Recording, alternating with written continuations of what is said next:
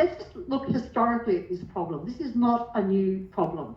My first submission to the government about wages in aged care, I look back this afternoon, is 1999. We talked about how to get more staff into aged care, and clearly pay is one of the issues. Now, 10 years ago, the coalition government said they were going to reduce red tape and they were going to, allow for higher wages. Nothing happened. These poor staff are so underpaid, and as a result, many are leaving the sector, not just through COVID, but they're just exhausted. Now, we need to pay them a fair wage, and right now they can earn more money stocking shelves in Coles. This is not right. What is the situation right now? Of course, we've suffered from a lack of migration and other people not being too keen to work in this sector for the reasons you perhaps described. You're in close contact with people on the ground. What are you hearing from workers and their enthusiasm for staying in the job, and whether there is enough of them right now? Well, they're exhausted. I mean, they've been through 2 years of a pandemic, and the crisis in aged care has been, as I've said many times on this show, it's not new. The system problems are not new. We know aged care has a staffing problem. It's been understaffed, but not just through not having enough staff, it's been through providers choosing to understaff their aged care homes. So the unscrupulous providers, there are very good providers who staff their homes very well, but it's the unscrupulous ones we have to watch out for. Now, my concern has been an ongoing concern for a long time that we don't value aged care workers as we should. As a registered nurse myself, I could get more money working in the public health system in a hospital than I could get working in an aged care home. And that was in the 1990s. It hasn't changed. We still undervalue aged care workers. And is that a bit curious given that population blip that's coming through the system right now and will for several more years? It's where a lot of us are going to end up. I know, and we've got an ageing population. Again, we've known that for a very long time. We've known the demographics. The problem is this current government has inherited a problem that nothing's been done hardly in the last 10 years to fix any of these problems. The system problems, as I said, are not new, but so little was done to address them with the previous government. So a bit of catch-up required then, and unions wanting a 25% pay increase, the government reluctant to nominate a figure of its own. Do you have a number in mind in terms of what is needed to improve care in nursing homes that might attract the sort of people and the amount of people we need? Yeah, you're saying 25% with this shock horror in your voice, but when you consider they've seen so little pay increases over the last 20 years, it does seem a lot, but it's just catch-up. I support the union's claim.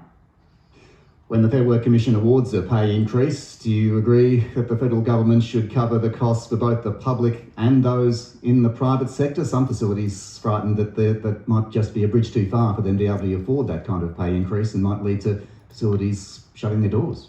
It's a very interesting question. We have to remember that the majority of aged care homes are now either publicly listed companies like Estia and Regis, or they're multinational companies like Opal and Bupa. Now, these are large companies. Why would the government agree to pay their staff? I do accept that there are some smaller regional aged care homes that might need some help, but we can identify those homes that need help.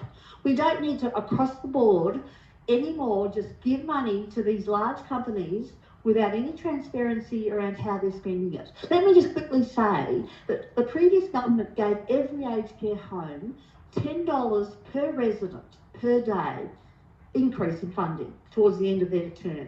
We don't know how these providers have spent that money. We don't know if they've spent it on direct care for their residents or on executive salaries.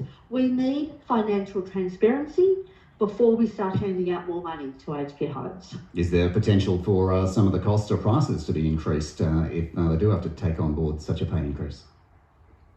Let's wait and see how this transparency thing works out. This current government, the Albanese government, has said they will make every aged care provider be transparent about how they spend the government subsidy. That's a great start. Once we know how they're spending their money, then we can make decisions about, I think, which homes are doing the right thing and which homes aren't. How are you rating this government's early start on the many pledges it made around aged care, certainly one of the centrepieces of their election campaign? How confident are you they're going to be able to deliver things like the 24/7 nurses and the like? Is it going to be, do you anticipate any backsliding on issues like that? Look, we've just had I've just recently published an article in The Guardian where I've argued that they've just put in a Schedule 9, and this is talking, I don't want to get too technical for your listeners, but my point being that we just need to be careful. They have recently put in a bill that was exactly, almost identical to the previous coalition's bill, and it went through very quickly without enough scrutiny. That they need to be careful, and they need to listen to independent aged care advocates. They can't just listen to providers and the government-funded consumer organisations. They must listen, because we are the ones who speak without fear or favour, like Jackie Lambie. We can do it because we're not government-funded.